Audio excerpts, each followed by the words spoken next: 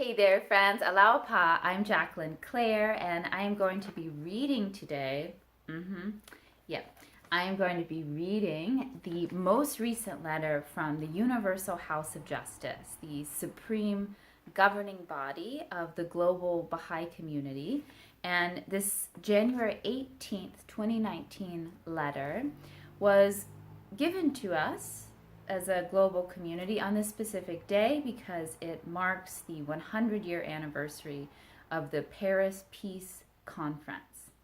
And the intention of this letter, as I understand it, is to, what do they say exactly?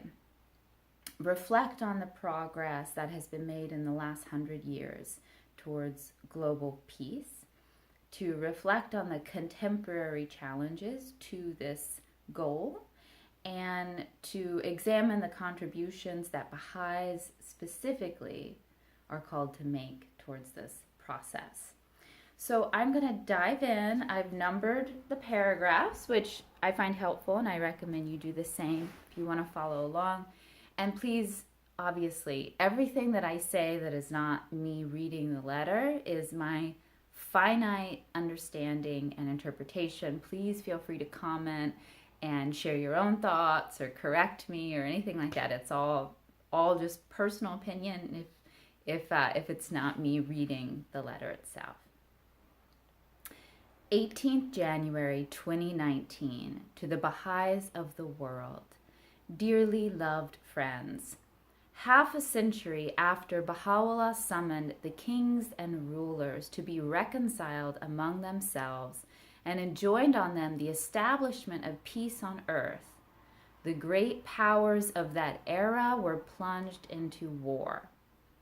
So 50 years after Baha'u'llah summoned the rulers and gave them this opportunity, we had a world war.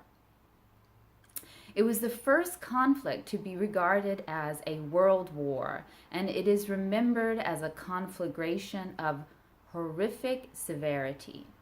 The unprecedented scale and ferocity of the bloodshed has seared on the consciousness of every succeeding generation, which is an interesting choice of words. To me, it almost evokes inherited trauma ideas, that this is seared in our consciousness. And yet, from out the ruin and suffering, possibilities blossomed for a new order to bring stability to the world, notably at the Paris Peace Conference, which opened 100 years ago on this day, January 18th. In the years that followed, despite the repeated crises into which international affairs were thrown, Shoghi Effendi could discern, quote, the progress, however fitful, of the forces working in harmony with the spirit of the age, end quote. These forces have continued to move humanity toward an age of peace, not merely a peace which rules out armed conflict, but a collective state of being, manifesting unity. Isn't that amazing? Like, we're not just talking about a political peace, we're talking about a collective state of being, manifesting unity. Notwithstanding, it remains a long journey, and it proceeds in fits and starts.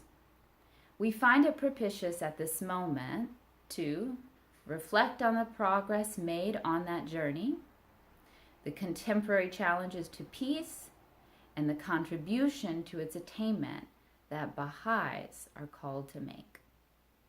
Paragraph 2. There have been at least 3 historical moments in the last 100 years when it seemed as if the human race was reaching for real lasting peace, albeit always falling short because of weaknesses it could not overcome.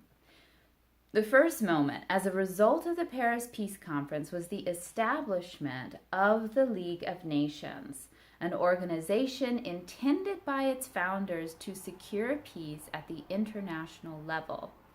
It was the means by which, for the first time in history, a system of collective security enjoined on the world's rulers by Baha'u'llah was, quote, seriously envisaged, discussed, and tested. So it was the first time there was an attempt at a unity of thought among leaders. But ultimately, the peace agreement that concluded the war was fatally flawed. And the League was not able to prevent a second world war, judged by historians to be the deadliest conflict in human history. I'm not a scholar, but I know there were seeds planted that led to great dissatisfaction and resentment in Germany that made them vulnerable to all the horror that came. So I think that's what they're referring to. So it wasn't really just, is what the League of Nations was not fully just in their dealings, and it flared up another problem. Just as the first significant step towards world peace followed a period of appalling conflict, so did the second. So we have this like horrific conflict, and then humanity wants to consider surrendering and establishing peace.